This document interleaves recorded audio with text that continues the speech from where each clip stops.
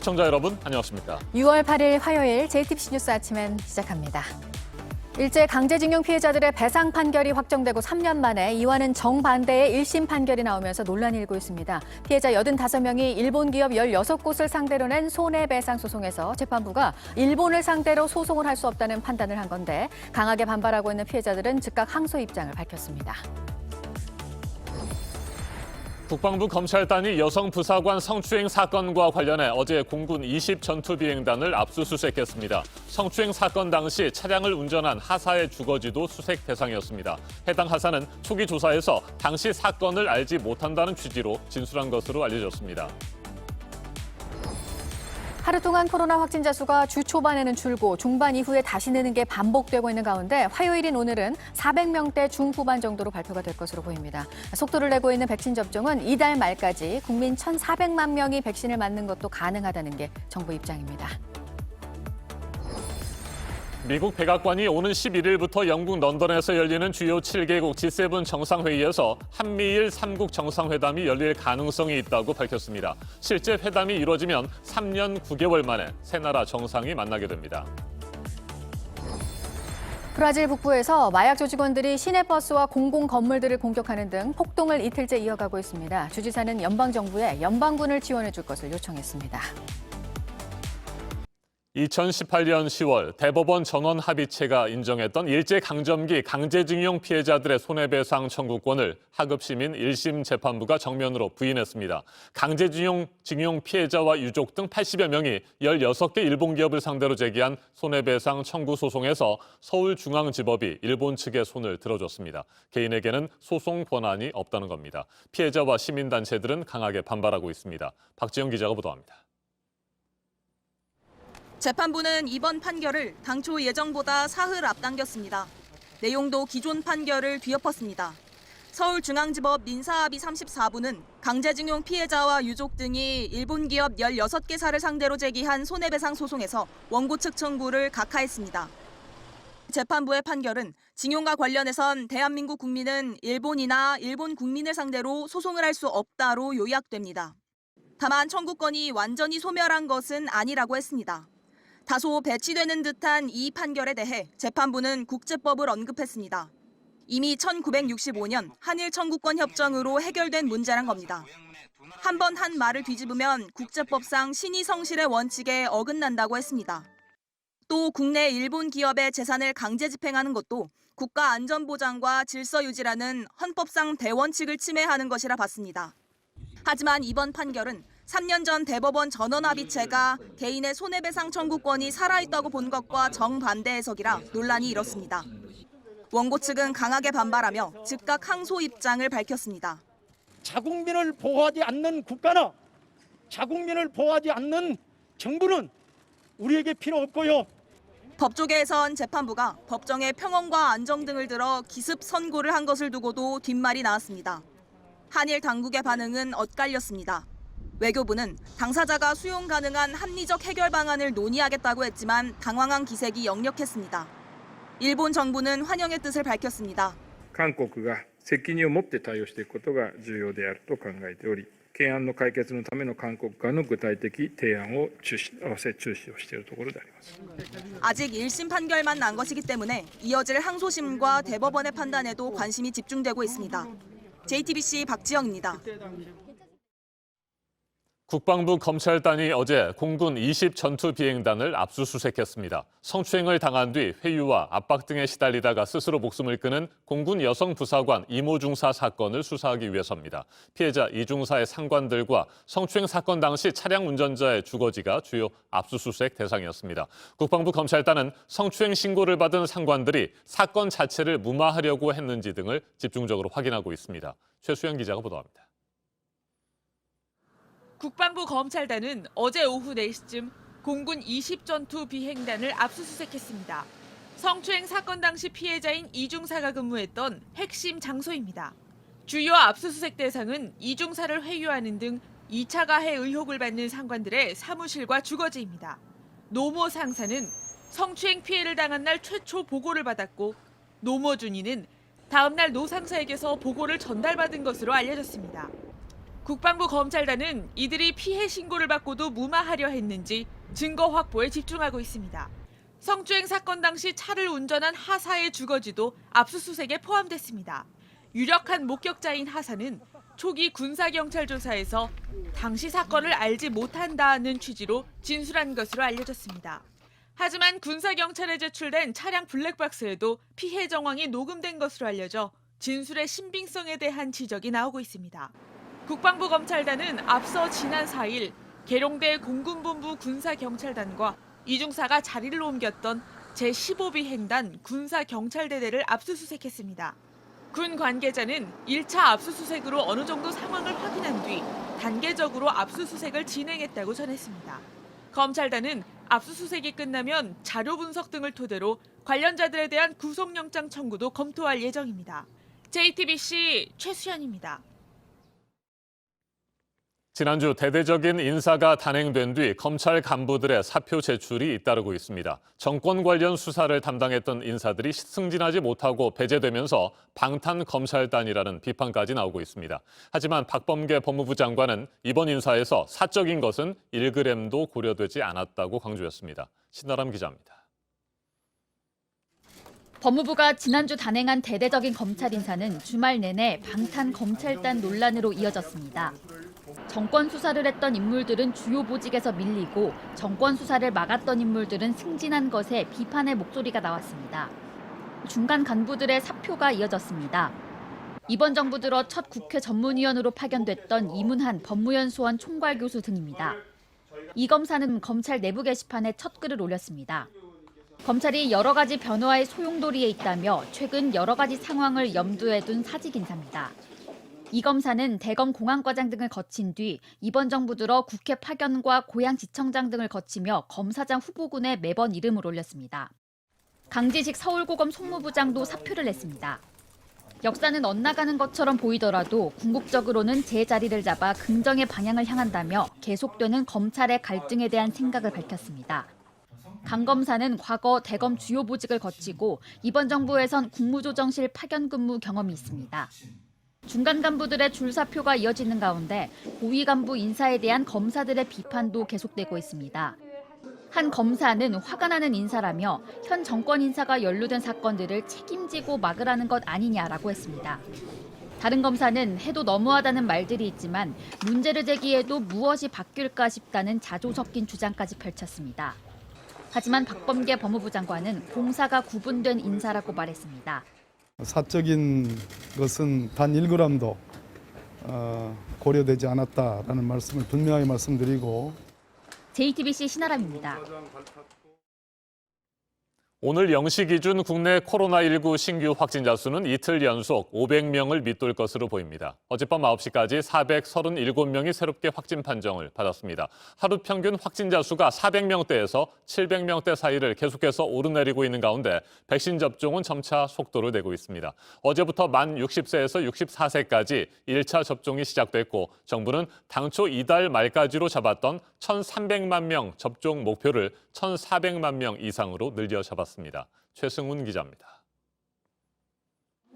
거리를 두고 앉아 있습니다. 백신을 맞기 위해서입니다. 의사에게 먼저 이상이 없는지 진찰을 받습니다.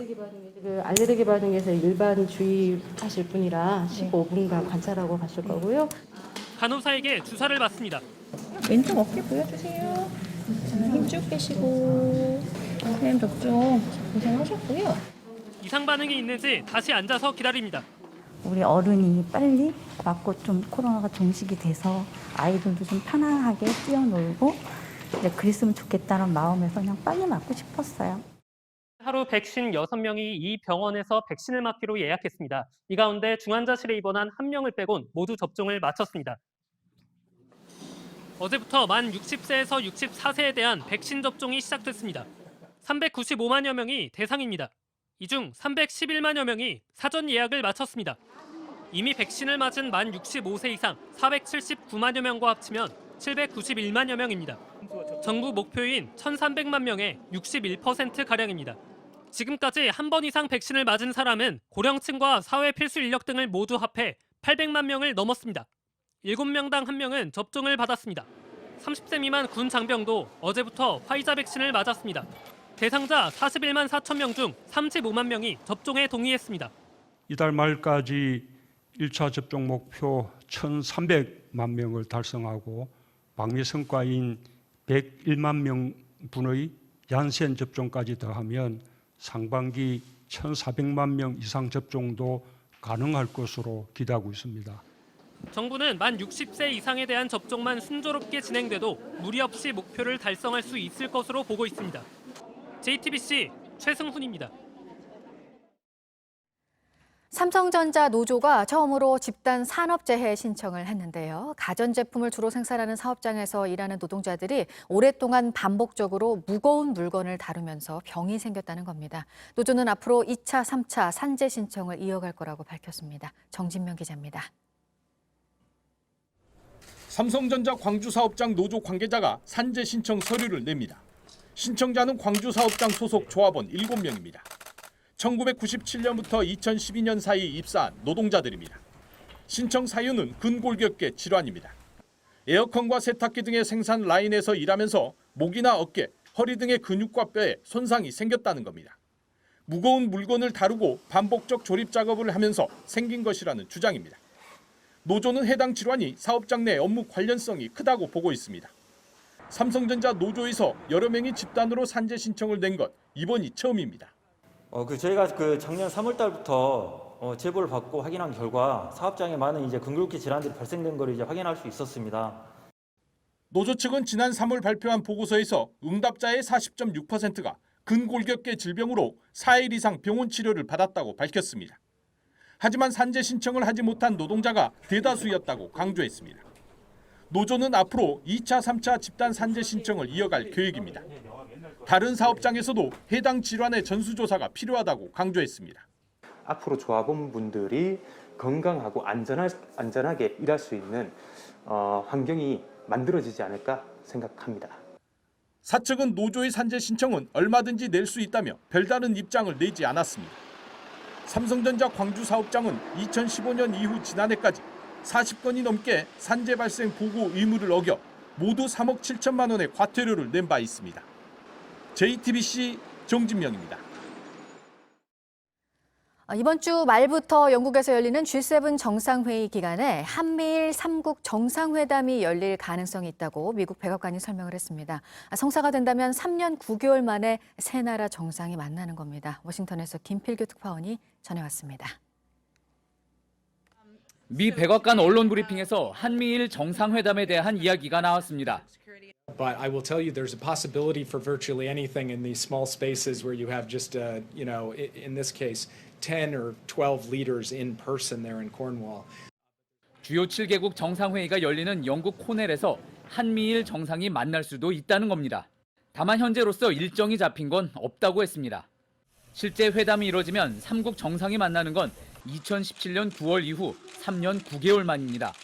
앞서 일본은 한국 정상과 만날 계획이 없다고 했지만 7일 강제징용 배상 재판에서 뒤집힌 결과가 나오면서 대화가 이뤄질 가능성도 제기됩니다. 한편 이날 블링컨 국무장관은 하원 청문회에서 아직 대북 인권 특사 임명에 대한 시한을 정하지 않았다고 했습니다. The vetting process has become ever more complicated, ever more time-consuming, ever more laborious. We want to make sure that all of that is done appropriately, but we will do that. 미국은 지난달 한미 정상회담에서 성김 대북 협상 특별대표를 임명했습니다. 협상 대표를 먼저 세워둔 미국이 북한이 민감해하는 인권 특사는 공석으로 놔두면서 북한의 반응을 기다리고 있다는 분석도 나옵니다. 워싱턴에서 JTBC 김필규입니다. 브라질 북부의 한 도시가 지금 혼란에 빠졌습니다. 마약 밀거래를 단속하던 경찰이 조직 두목을 사살했는데 그 조직원들이 폭동을 이어가고 있는 건데요. 연방군 지원도 요청이 된 상태입니다. 박지윤 기자입니다. 시내 버스가 앙상한 뼈대만 남기고 모두 불에 탔습니다. 은행 입구는 천장에서 떨어진 건축 자재로 어지럽습니다. 브라질 북부 아마조나스주의 주도 마나우스시가 혼란에 빠졌습니다. 마약 조직원들이 이틀째 곳곳에서 방화를 저지르는 등 무차별 폭동을 일으키고 있습니다. 지난 5일 경찰의 마약 밀거래 단속 과정에서 한 대형 조직의 두목이 사살되자 보복에 나선 걸로 보입니다. 시내 버스와 경찰차 등 차량 16대가 불에 탔고 공공 건물과 은행, 상점들도 파손됐습니다. 인명피해 여부는 아직 확인되지 않았습니다. 일부 학교는 수업을 중단했고 보건소가 불에 타 코로나19 백신 접종에 차질이 빚어질 거라는 우려가 나왔습니다. 아마조나스 주지사는 연방정부에 연방군 지원을 요청했다고 소셜미디어를 통해 밝혔습니다. 마나우스시뿐 아니라 다른 4-5개 도시에서도 차량과 건물에 대한 방화가 있었지만 정확한 피해 규모는 알려지지 않았습니다. 경찰은 방화범의 신원을 확인하기 위해서 CCTV에 찍힌 영상을 분석하고 있지만 범행이 새벽에 이뤄져 파악이 쉽지 않습니다. 경찰 관계자는 교도소에 수감 중인 두목급의 조직원들이 방화를 지시한 것으로 보인다고 전했습니다. JTBC 박지윤입니다. 이번에는 오늘 아침 체크해봐야 할 뉴스들을 분야별로 살펴보겠습니다. 먼저 정치 분야입니다. 국민권익위원회가 더불어민주당 국회의원과 가족들에 대한 부동산 거래 전수조사 결과를 발표한 것과 관련해 민주당 지도부가 오늘 긴급회의를 개최합니다. 투기 의혹 연루자 12명의 명단을 공개할지 여부 등 당 차원의 대응 방안을 논의합니다. 민주당 내부에서 대선 후보 경선 연기 목소리가 커지고 있는 가운데 이낙연 전 대표와 정세균 전 국무총리도 사실상 경선 연기론에 힘을 실었습니다. 이낙연 전 대표는 경선이 본선에 도움이 되는 방향으로 결정돼야 한다는 데 동의했고 정세균 전 총리는 국민의 관심 속에서 경선을 치르는 것이 중요하다고 말했습니다. 세월호 참사 증거 조작 의혹을 수사하고 있는 세월호 특검이 어제 서해 해경청과 목포 해경을 압수수색했습니다. 참사 당시 해경이 세월호 DVR을 수거하는 모습을 찍은 영상과 일지 등 관련 자료를 확보한 것으로 알려졌습니다. 종가 기준으로 어제 사상 최고치를 경신한 코스피 3,250선을 넘어섰습니다. 지난달 10일에 3,250선 바로 밑까지 가고 한 달 정도 만에 최고치 기록입니다. 외국인의 매도세 속에 기관 투자자들이 상승을 주도했는데요. 연기금은 코스피 시장에서 사흘 연속 순매수를 해서 눈길을 끌었습니다. 쌍용자동차 자구안에 대한 노조의 찬반 투표가 오늘 마무리가 되는데요. 인적 구조 조정은 빠졌고 최대 2년간 무급 휴직을 골자로 한 자구안입니다. 노조위원장은 전체 조합원이 살 수 있는 최선의 방안이라고 했지만 일부 조합원들의 반발이 나오고 있는 상황입니다. 뉴딜 시범 도시로 추진되는 제3판교 테크노밸리 본격적인 사업이 시작이 됐습니다. 9,200여 명 고용 창출, 600여 개 기업 유치 등의 효과가 예상되고 3,600여 가구 규모의 주택도 공급이 됩니다. 2024년 준공 예정입니다. 계속해서 사회 분야 뉴스입니다. 어제 오후 서울 강동구의 한 아파트에서 외벽 페인트 칠을 하던 60대 노동자가 건물 4층 높이에서 떨어져 목숨을 잃었습니다. 크레인을 타고 작업을 하다가 추락했는데 경찰이 정확한 사고 경위를 조사하고 있습니다. 지난 4월 개장한 국내 최장 길이의 경남 함양군 짚라인이 어제 운행 도중 갑자기 멈췄습니다. 30대와 40대 남성 2명이 1시간 넘게 공중에 매달려 있었는데 3.27km 전체 구간 가운데 중간 지점에서 짚라인이 멈추는 바람에 접근이 어려워 구조에 시간이 오래 걸렸습니다.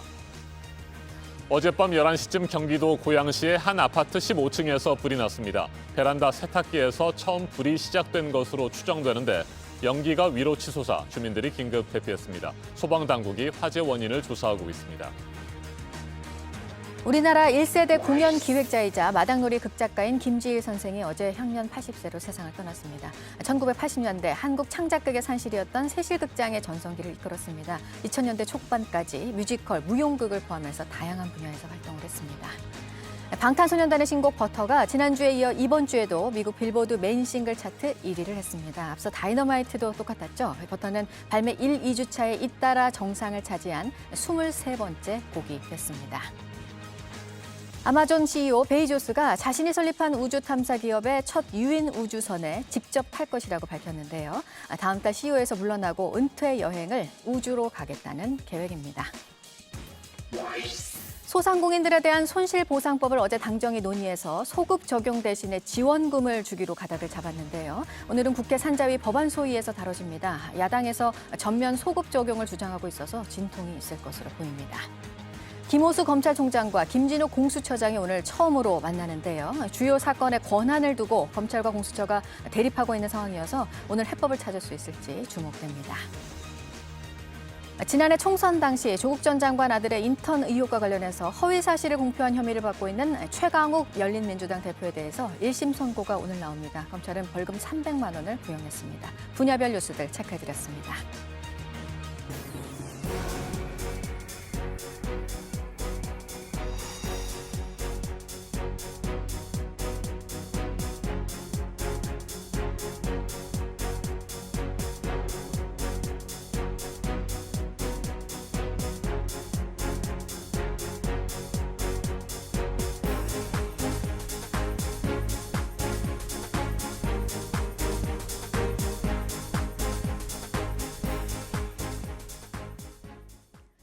네, 화요일 아침 7시 41분 지나고 있습니다. 밤사이 뉴욕 증시가 혼조세로 마감이 됐습니다. 나스닥 지수만 0.5% 정도 올랐습니다. 보도국 연결해서 알아보겠습니다.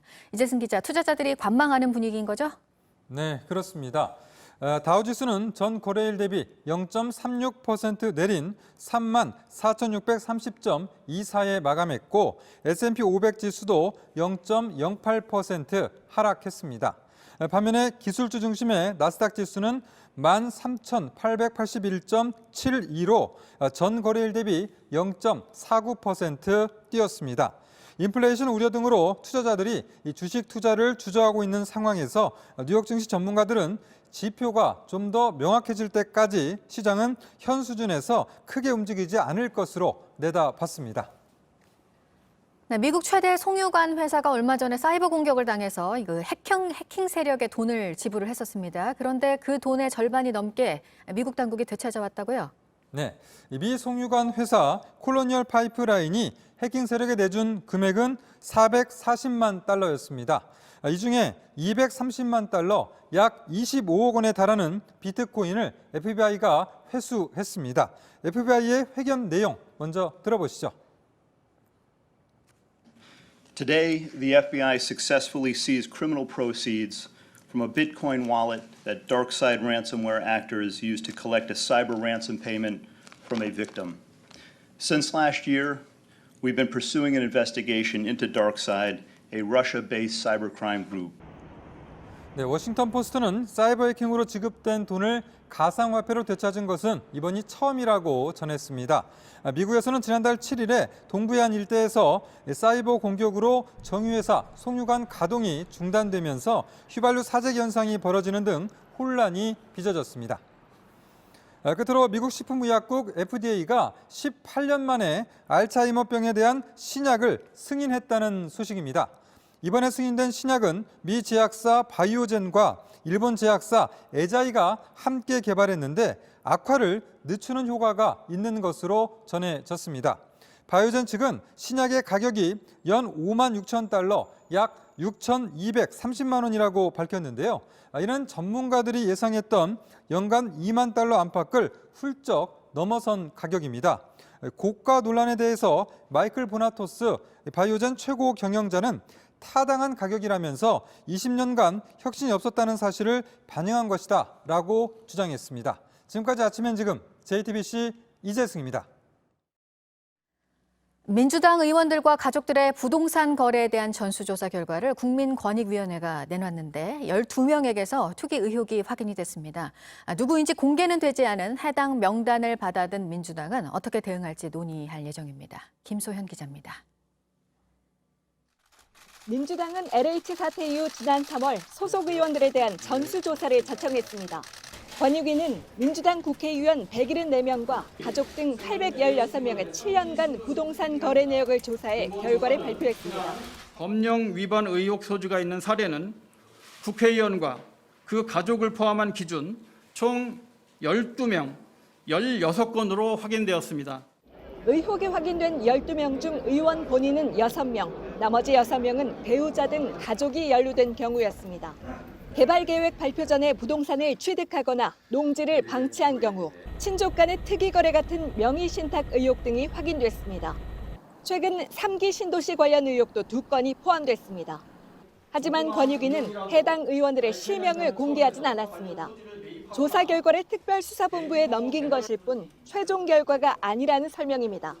다만 조사를 의뢰한 민주당은 실명으로 결과를 알렸습니다. 송영길 민주당 대표는 최고위 회의를 통해 대응 방침을 정하겠다고 밝혔습니다. 권익위에 수사권이 없는 만큼 사안을 잘 보고 판단하겠다고 덧붙였습니다. 하지만 앞서 송 대표는 권익위 조사 결과에 따라 엄정하게 대응하겠다고 밝힌 바 있습니다.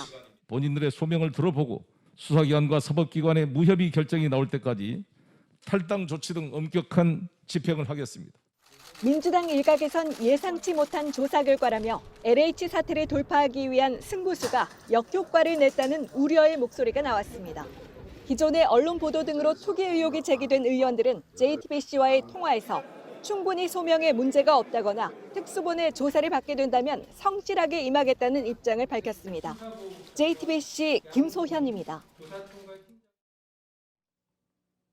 아침엔 세계 시간입니다. 서아프리카 나이지리아를 근거지로 활동하는 이슬람 무장단체 보코하람의 지도자가 사망했다는 주장이 나왔습니다. 이 같은 주장이 사실로 확인될 경우 나이지리아는 물론이고 주변국들의 안보 정세에도 큰 변화가 불가피할 것으로 보여 그 파장이 주목됩니다. 지난 6일 로이터 통신을 비롯한 외신들은 보코하람 지도자 아부바카르 셰카우가 숨졌다고 주장하는 이슬람 국가 서아프리카 지부 지도자의 음성 자료를 공개했습니다. 이슬람 국가 서아프리카 지부는 보코하람과 경쟁 관계에 있는 이슬람 무장단체입니다. 이 단체는 셰카우가 자신들과의 전투 과정에서 쫓기다가 수세에 몰리자 스스로 폭탄을 터뜨려 사망했다고 주장하고 있습니다. 이슬람 국가 서아프리카 지부 지도자의 음성 직접 들어보시겠습니다. Dayawandı. Klan duro. Bom sanga kaman klan da cejo. Leiraro letima kila kawlen leirar letiman galau. Kala jiran tiskanta yaro aka yaro panjin. Da ade ya chaman shi madare kam do zalimma klan gai koma deyo. 이슬람 무장단체 보코하람은 지난 2002년 나이지리아 북부에서 탄생했습니다. 셰카우는 2009년 보코하람 창립자가 사망하자 실권을 잡았습니다. 이후 지하 조직이던 보코하람을 본격적인 반군 단체로 키웠습니다. 테러의 수위도 아프리카 탈레반이라고 불릴 만큼 더욱 잔인해졌습니다. 셰카우가 보코하람을 이끌기 시작한 이후 지금까지 3만 명 이상이 살해됐고 200만 명가량은 난민 신세로 전락했습니다. 보코하람은 특히 서구식 교육을 죄악이라고 주장하면서 수차례 여학생들을 집단 납치했습니다. 2014년에는 여학생 276명을 한꺼번에 납치했습니다. 국제사회는 강하게 규탄했습니다. 당시 보코하람이 공개한 셰카우의 연설 들어보시겠습니다.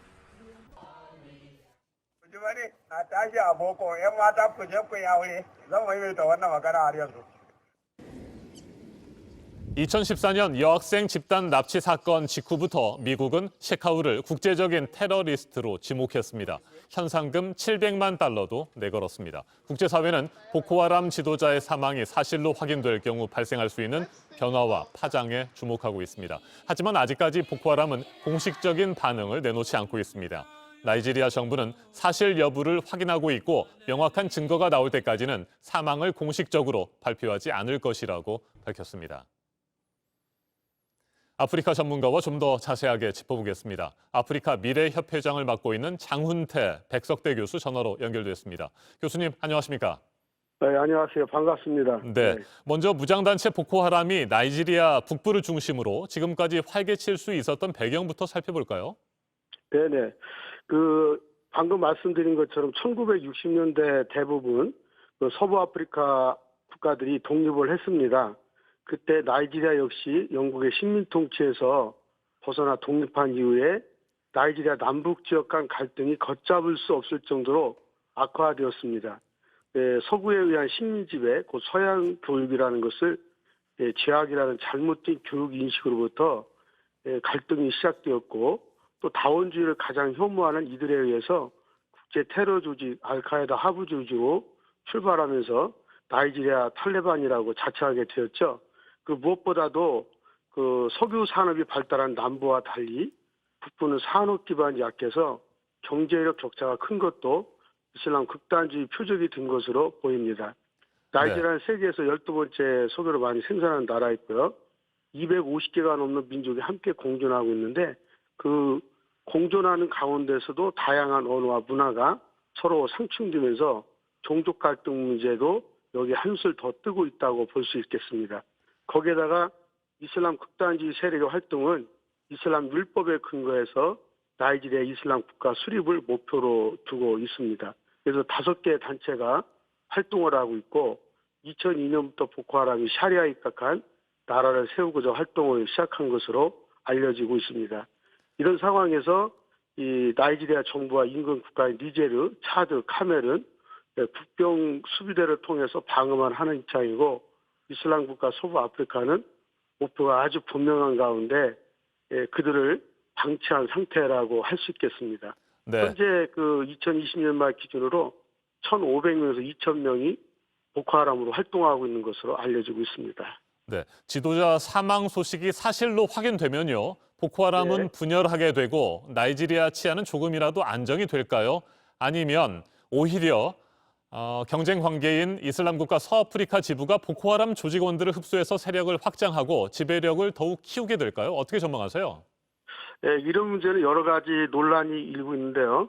2009년부터 보코하람을 세카오가 이끌어왔는데 네. 5월 20일 전투에서 사망한 것으로 추정되는데 대부분 자폭한 것으로 보도하고 있습니다.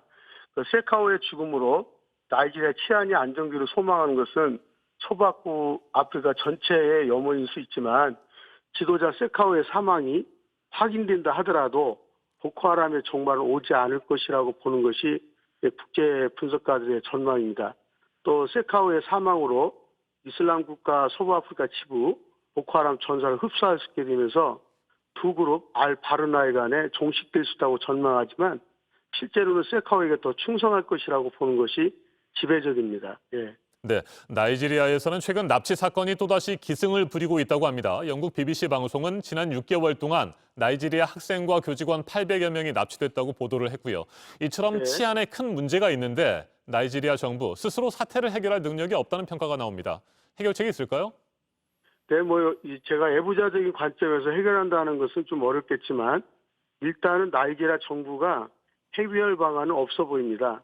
보코하람의 전략무기, 장비가 최신식인데다가 정부군의 장비가 열악하고 반란의 근본 원인 자체가 해결되지 않는다는 점도 들을 수 있고 또 보코하람의 새로운 멤버 채용 역량이 남다르다는 점도 알 수 있습니다. 또 정부군의 군사작전에 의존하고 군사작전이 작동하지 않는 것도 문제라고 보는데 여기에 대해서 이제 몇 가지 해결점을 드린다면 1960년대 이후부터 갈등을 빚어온 정부의 소수민족에 대한 정책 변화가 필요하다고 보고 또 정부 지도자들의 부정부패를 금지하면서 경제의 균형이 필요하다고 봅니다.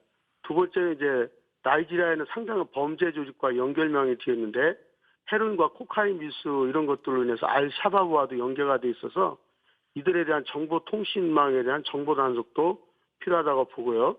세 번째는 이슬람교와 기독교와의 갈등을 해소하기 위해서 이 종교적 대화를 시도해보는 것도 하나의 방법이라고 생각할 수 있습니다.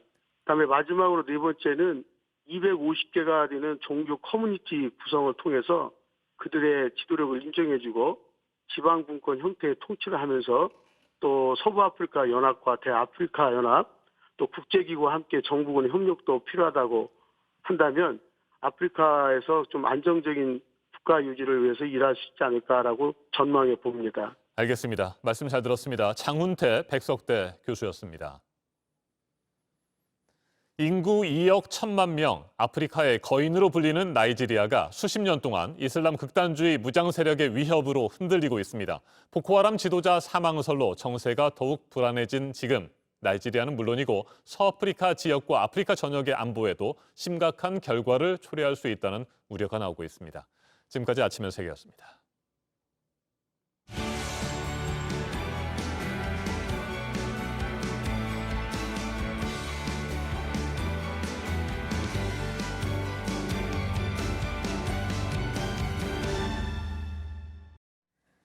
숨진 네이버 직원에 대해서 어떤 문제가 있었는지 노조의 자체 조사 결과가 나왔는데요. 과도한 업무, 상사의 모욕에 지속적으로 시달렸다는 내용입니다. IT 업계는 보통 수평적인 조직 문화로 잘 알려졌었죠. 대기업이 되면서 덩치만 키웠지 조직 관리는 여전히 20년 전 벤처기업 시절에 머물러 있다는 평가도 나옵니다. 김서연 기자입니다. 내가 무능한 존재로 느껴지고 끝이 보이지 않는 터널 속을 걷고 있는 것 같아 괴롭다. 고인이 동료들에게 메신저로 털어놓은 내용입니다. 동료들은 고인이 늦은 밤과 휴일에도 업무를 계속했고 최소한의 휴식인 하루 1시간도 쉬지 못한 채 일했다고 증언했습니다. 노조의 진상조사에 따르면 고인의 고통은 임원 A씨가 입사한 2019년 초부터 시작됐습니다. 이 임원은 고인의 평가와 보상을 포함한 인사결정권자였는데 실제로 고인에게 스톡옵션을 언급하며 압박을 가했다는 게 노조의 설명입니다. 개발자 업무를 벗어난 부당한 지시는 물론 물건을 던지고 당신은 패착이다 등의 모욕적인 발언을 하는 것도 서슴지 않았다고 동료들은 증언합니다. 고인의 조직장인 임원 A는 다수의 회의에서 고인의 발언만 하면 모멸감이 느낄 말 그대로 목줄을 부여잡고 휘둘러 왔습니다. 노조 측은 임원 A씨의 부당한 행태에 대해 회사에 거듭 알렸음에도 경영진이 묵인 방조했다고 주장했습니다. 임원 A와 일하기 어렵다는 이사를 전달했을 때 경영진 씨는 이를 묵살했고 리더였던 임원 A는 오히려 임원으로 승진을 하였습니다. 노조 측은 지난 3월 이혜진 창업자와 한성숙 대표가 참석한 회의에서도 문제를 언급했지만 원론적인 답변만 돌아왔다고 밝혔습니다. 노조 측은 회사의 무책임한 태도에 책임이 있다며 경영진의 사과와 책임자 엄중 처벌을 요구했습니다. 수사 권한을 가진 고용노동부엔 특별 근로감독을 의뢰했습니다. 네이버 측은 임원 A씨를 비롯한 책임자 4명을 직무 정지했다고 밝혔습니다. JTBC 김서연입니다. 전설의 복서 메이웨더와 유튜브 복서와의 대결이 맥없이 끝났습니다. 50전 전승의 프로복서 메이웨더인데 유튜브 복서 폴과 8라운드 복싱 시범 경기에서 거의 폴의 주위를 맴돌기만 하다가 경기를 마쳤습니다. 경기장을 가득 메운 수만 명의 관중들은 야유를 쏟아냈는데요. 메이웨더는 이번 대결로 최대 1억 달러, 그리고 폴은 25만 달러와 함께 시청 수익 중 10%를 확보한 것으로 전해졌습니다. 네, 올해 여름은 예년보다 조금 더 덥고 집중호우도 잦을 거라고 합니다. 어제 30도를 훌쩍 넘겨 더웠던 남부지방과 다르게 상대적으로 선선했던 수도권 지역의 기온도 오늘은 크게 오르겠는데요. 서울 28도가 예상됩니다. 중부 지역을 중심으로 나탄때 빗방울이 떨어지는 곳도 있겠습니다. 대구와 광주는 33도까지 오르겠습니다. 내일은 서울의 낮 기온도 30도를 넘어설 것으로 예보됐습니다. 아침엔 뉴스워치, 오늘 하루 관심을 가지고 지켜봐야 할, 기억해야 할 뉴스 끝으로 정리해드립니다. 2002년 한일 월드컵 4강의 주역 유상철 전 감독이 암투병 끝에 어제 저녁 세상을 떠났습니다. 유 전 감독은 인천 유나이티드의 사령탑을 맡았던 2019년 10월 췌장암 4기 판정을 받고 투병해왔습니다. 축구계 안팎에서 애도의 물결이 이어지고 있습니다. 일제강제징용 피해자들의 배상 판결이 확정되고 3년 만에 정반대의 1심 판결이 나오면서 논란이 커지고 있습니다. 피해자 85명이 일본 기업 16곳을 상대로 낸 손해배상 소송에서 재판부가 일본을 상대로 소송을 할 수 없다는 판단을 한 건데 피해자들은 곧바로 항소 입장을 밝혔습니다. 국방부 검찰단이 여성 부사관 성추행 사건과 관련해 어제 공군 20 전투 비행단을 압수수색했습니다. 성추행 사건 당시 차량을 운전한 하사의 주거지도 수색 대상이었습니다. 해당 하사는 초기 조사에서 당시 사건을 알지 못한다는 취지로 진술한 것으로 알려졌습니다. 하루 동안 코로나 확진자 수가 주 초반에는 줄고 중반 이후에 다시 느는 게 반복되고 있는 가운데 화요일인 오늘은 400명대 중후반 정도로 발표가 될 것으로 보입니다. 정부는 이달 말까지 국민 1,400만 명이 백신을 맞는 것도 가능하다고 보고 있습니다. 오늘 전해드릴 소식은 여기까지입니다. 이상으로 JTBC 뉴스 아침엔 화요일 순서 모두 마치겠습니다. 건강한 하루 보내시기 바랍니다. 고맙습니다.